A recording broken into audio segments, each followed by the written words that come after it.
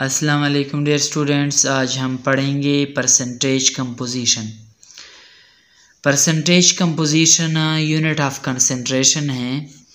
इसके ज़रिए भी हम कंसंट्रेशन मालूम करते हैं कि मिसाल अगर टोटल सॉल्यूशन 100 पार्ट्स है तो उसमें सॉल्यूट कितना होगा। आइए देखते हैं। It is the number of parts of solute present in 100 parts of solution. अगर 100 हिस्से हैं, मुकम्मल सॉल्यूशन 100 हिस्से हैं, तो उनमें सॉल्यूट के कितने हिस्से होंगे। इसको हम क्या कहते हैं? परसेंटेज कंपोजिशन, यानी परसेंटेज कहते हैं। मिसाल के तौर पर 100 में 10 हिस्से सॉल्यूट है तो हम कहते हैं ये 10% सॉल्यूशन हो गया। ये आगे जाकर हम तफसील से पढ़ते हैं।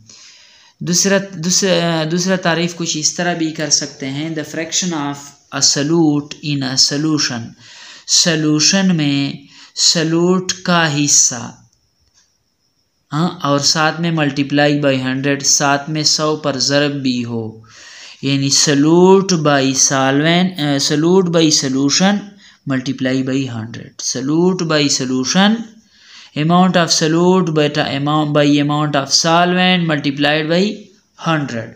तो इसको हम क्या कहते हैं? Percentage composition. Percentage composition of solution are expressed in 4 ways, 4 तरीक़ों से हम उसको ज़ाहिर करते हैं। एक जो बहुत सा सिंपल है और बहुत कॉमनली यूज़ होता है वो है मास परसेंटेज कंपोजिशन, यानी सॉल्यूट भी मास में लिया गया हो, ग्राम में लिया गया हो, और सॉल्यूशन भी। It is the number of grams by mass of solute present in 100 grams by mass of a solution, के मास के कितने, सॉल्यूट के मास के कितने ग्राम वो मौजूद है 100 ग्राम टोटल सॉल्यूशन में। 100 यानी अगर टोटल सॉल्यूशन 100 ग्राम है तो उनमें कितना मास मौजूद है सॉल्यूट का, ग्राम के लिहाज से। मिसाल के तौर पर 10% solution of sugar by mass means 10% solution sugar का, यानी मास के लिहाज से मुराद ये है कि 10 gram of sugar in 90 grams of solvent. अगर 90 ग्राम हम सॉल्वेंट ले लें, मिसाल के तौर पर पानी ले ले, और 10 ग्राम चीनी ले ले और उसको आपस में मिलाए तो टोटल सॉल्यूशन कितना बन जाएगा? 100 ग्राम बन जाएगा। डियर स्टूडेंट्स, मास परसेंटेज में उम्मीद है मसला नहीं होगा आप लोगों के लिए, और साथ में मैं आपके लिए फार्मूला भी मतलब दिखाता हूँ। मास बाई मास परसेंटेज का फार्मूला इस तरह होगा, मास ऑफ सॉल्यूट बटा मास ऑफ सॉल्यूशन ज़रबे 100। सॉल्यूट भी मास में, सॉल्यूशन भी मास में, और उसको 100 से ज़रब भी दें। मैं एक छोटा सा एग्जांपल लेता हूँ। मिसाल के तौर पर 5 ग्राम NaCl हैं और उसका टोटल सॉल्यूशन जो है ना वो 40 ग्राम है, तो उसका परसेंटेज कितना बन जाएगा? ज़रबे 100। देखो ये मास ऑफ सॉल्यूट हो गया, ये मास ऑफ सॉल्यूशन हो गया, और ये ज़रबे 100 फार्मूले का है। देखो टोटल सॉल्यूशन 40 ग्राम है, 40 ग्राम में अगर 5 ग्राम सॉल्यूट मौजूद है तो 100 ग्राम में कितना जो है ना NaCl सॉल्यूट मौजूद होगा। 500 के साथ मल्टीप्लाई करो, 500 बन जाएगा। 40 से डिवाइड करो, देखें 50 डिवाइड बाई 4 आ गया। 50 डिवाइड बाई 4 जब आता है तो देखें मैं मज़ीद आसान बनाता हूँ। फिर 25 बाई 2, और 25 को 2 से मज़ीद डिवाइड करके 12.5 बनता है, तो ये परसेंट उसका हो गया। 12.5% सॉल्यूशन है। फिर ये मैंने जस्ट एक न्यूमेरिकल ले लिया।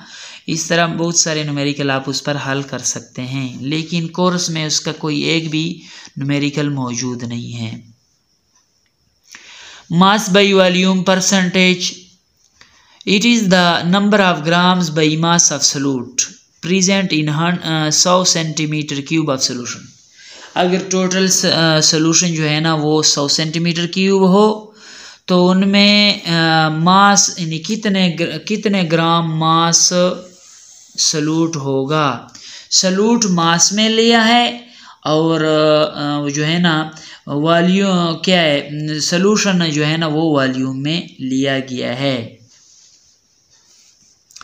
देखिए फार्मूले में देखिए, mass by volume percentage, mass of solute but volume of solution in centimetre cube, volume of solution in centimetre cube, mass of solute but volume of solution in centimetre cube ज़रबे 100 कि solution अगर centimetre cube में हो और मास जो है ना वो सॉल्यूट जो है ना वो मास में हो, तो इस हवाले से जो है ना कितना परसेंटेज आएगा।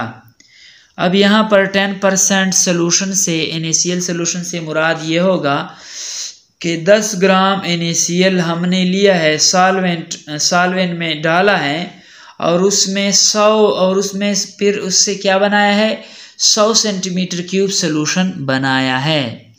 तो ये 100 सेंटीमीटर क्यूब तो टोटल सॉल्यूशन हो गया और इसमें 10 ग्राम सॉल्यूट हो गया। ये बाकी मास उसका कितना बनेगा उसको हम नहीं देखते। In this case the total mass of the solution is not considered, यानी इस केस में जब एक सॉल्यूशन में वॉल्यूम में लिया गया हो और एक मास में, तो यहाँ पर फिर हम टोटल मास को नहीं देखते। अब तीसरा टाइप जो है परसेंटेज कंपोजिशन का वो ये है वॉल्यूम बाय मास के। देखो पहला जो मतलब टर्म इस्तेमाल होगा वो सॉल्यूट के लिए होता है और सेकंड जो है ना वो सॉल्यूशन के लिए होता है।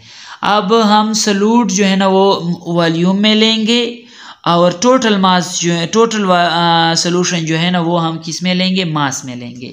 It is the number, it is the volume in centimetre cube of solute, ये वॉल्यूम है सॉल्यूट का जो सेंटीमीटर क्यूब में लिया गया है, dissolved in 100 gram of the solution, और 100 ग्राम सॉल्यूशन में हमने उससे 100 ग्राम सॉल्यूशन टोटली बनाया है। मतलब सॉल्यूट 10 सेंटीमीटर क्यूब है फॉर एग्जांपल, और जो है ना बाकी सारे के सारा क्या है, सॉल्वेंट हैं, और कुल मिलाकर फिर 100 ग्राम सॉल्यूशन बना है। Volume of solute but mass of solution ज़रबे 100। मिसाल के तौर पर 10% solution of of alcohol by volume means 10 centimetre cube of alcohol in unknown volume of water, so that the total mass of solution becomes 100 ग्राम।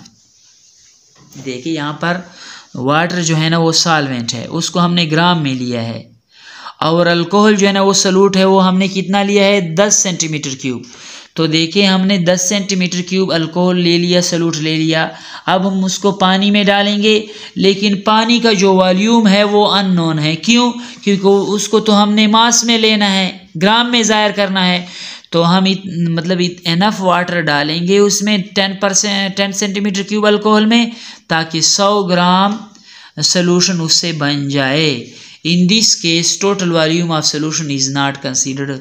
यहाँ पर हम उसके volume को नहीं देखेंगे, बावजूद ये कि सॉल्यूट तो वॉल्यूम में लिया गया है, लेकिन फिर भी हम उसको नहीं देखेंगे, क्योंकि सॉल्यूशन टोटली जो है ना वो ग्राम में दरकार है। इस वजह से हम यहाँ पर टोटल वॉल्यूम को नहीं देखेंगे।